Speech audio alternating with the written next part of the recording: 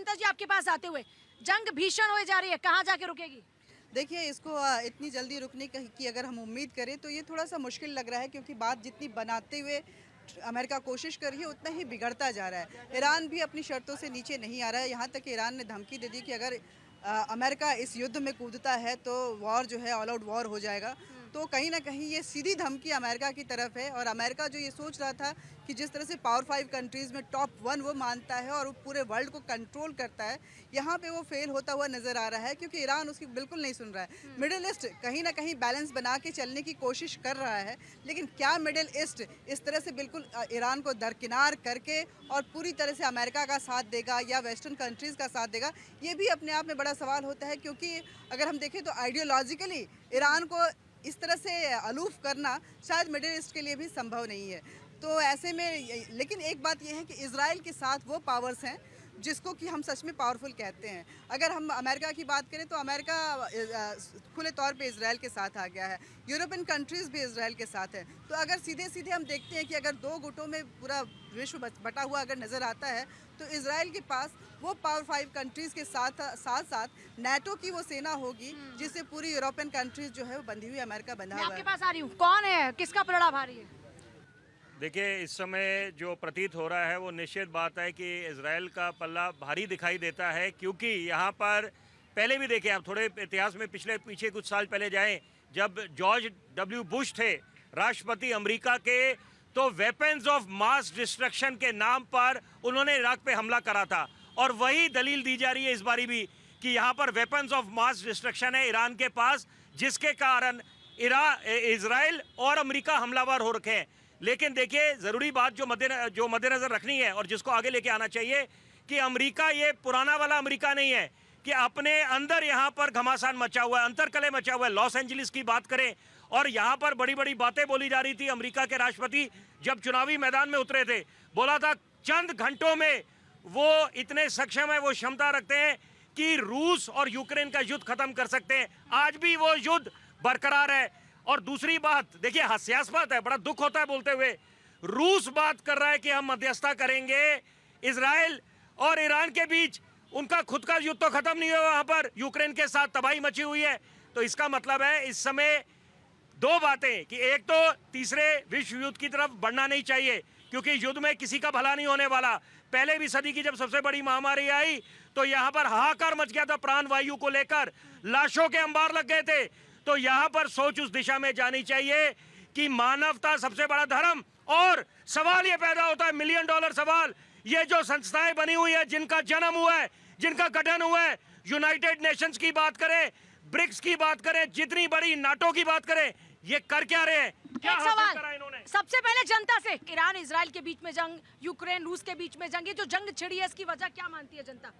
इसकी वजह है कि लोगों के बीच जो है आप कह सकते हैं आतंकवाद, एक दूसरे पे कब्जा करना, साम्राज्यवाद की नीति।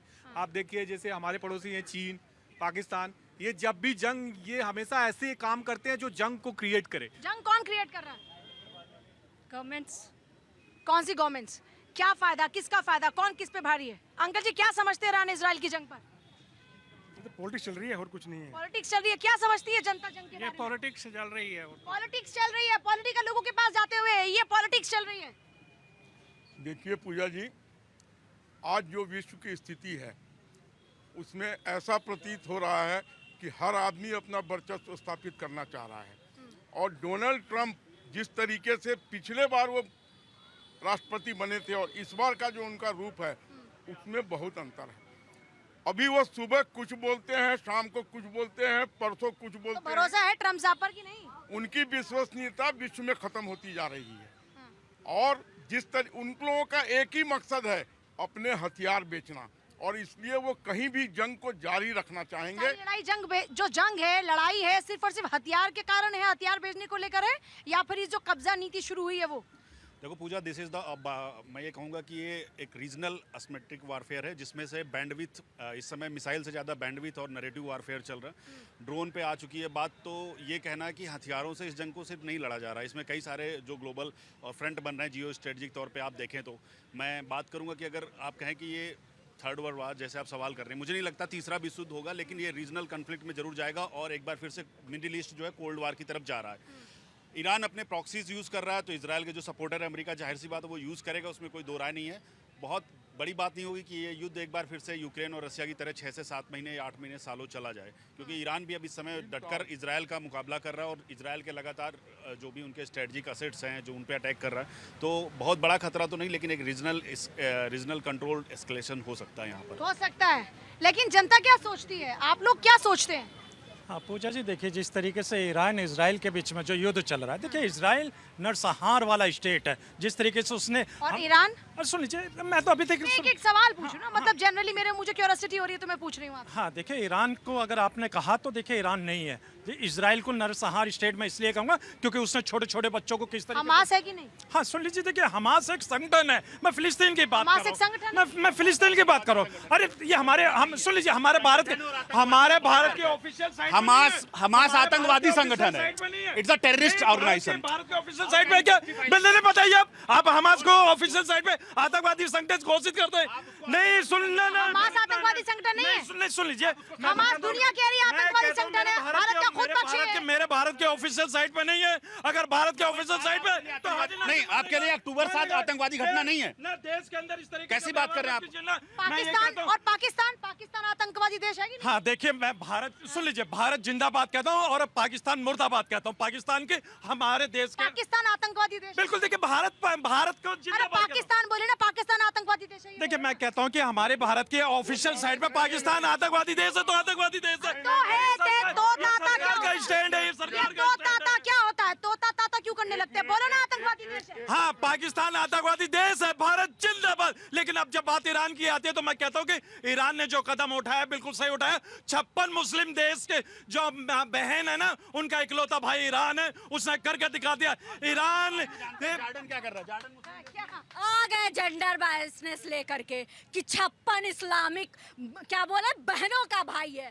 बहनों का भाई तो अभी पाकिस्तान भी बना था जिनके पास परमाणु है, अभी तो ये बनाने के कगार पे अभी पहला पांव रखे। तो जैसे धांसा है ना इसराइल और अमेरिका ने, ये ऐसे ही धांसे जाएंगे। और कोई ये देखिए कैसी गुटबाजी की बात कर रहे हैं, 56 Islamic countries versus else of India, else of world. ये इस नीति पे ये लोग हैं, साम्राज्यवाद नीति और पता नहीं कौन कौन सी नीतियों की बात कर रहे हैं। जो गलत करेगा वो सजा पाएगा।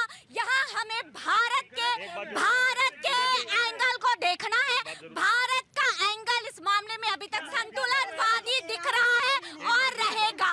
संतुलनवादी दृष्टिकोण भारत ने दिखाया है, वो उसी पे कायम रहेगा। एक सेकंड, जनता के पास जाते हैं, क्या कह रहे हैं? मैडम ने जैसे बात करी कि क्या कहते हैं अमेरिका सही कर रहा है। अमेरिका सही कर रही है, किसी ने हाँ नहीं नहीं, मैडम कह रही थी ना अभी, तो हम कह रहे हैं मैडम ने अमेरिका चलो का हम जिक्र कहते हैं आपको मैडम, अमेरिका तो शुरू से गलत है। 20 साल उसने तालिबान से लड़ाई किया। अच्छा, हमास सही है कि अफगानिस्तान को गलत है? बर्बाद कर रहा है, पीछे हट हमास गया। सही है कि गलत है? हमास तो संगठन है एक, अच्छा, हमास वहाँ संगठन से है? फिलिस्तीन चुन के लेके आया उसको। हमास संगठन है? संगठन ही तो संगठन है गलत हमास, है और क्या? गलत हमास है। आतंकी संगठन है? नहीं, वो अपना एक संगठन वैसा चला जैसे राजनीति। कैसे चला रहे हैं? क्यों वो चुन के तो आई है, फिलिस्तीन सरकार कैसे चुन के चला लेके आई है। कैसे चला रहे हैं? आतंकवादी संगठन बनाया है ना। आतंकवादी संगठन नहीं है किसी वो। घर में आप कब्जा करोगे, पाकिस्तान छोड़ देगा। आतंकवादी देश है कि नहीं? पाकिस्तान है आतंकवादी देश, पालता है देश। पाकिस्तान है आतंकवादी देश, कोई है? हाँ जी, हाँ जी, पाकिस्तान है आतंकवादी देश। आतंकवादी ये दुनिया में आग कौन लगा रहा है? हाँ। देखो, पाकिस्तान आतंकवादी देश इसलिए है क्योंकि अभी अभी जो घटना घटी है उसके, अरे छोड़ो यार, छोड़ो। पाकिस्तान आतंकवादी देश इसलिए है कि अभी जो घटना घटी, पाकिस्तान पूरी तरह से एक्सपोज हो गया। मैं भारत के मुसलमानों की जो सोच है उस पर मैं दंग रहती हूँ कि आप क्या सोचते हो। जो फ्रीडम भारतीय मुसलमानों को जो भारत में रह के मिल रहा है, वो जो 56 इस्लामिक देश बोल रहे हैं ना, वहाँ जाके इस आज़ादी के साथ जरा रह के दिखाएं, तब पता चल जाएगा कि 56 इस्लामिक देश हाँ, हाँ, हाँ, एक सेकंड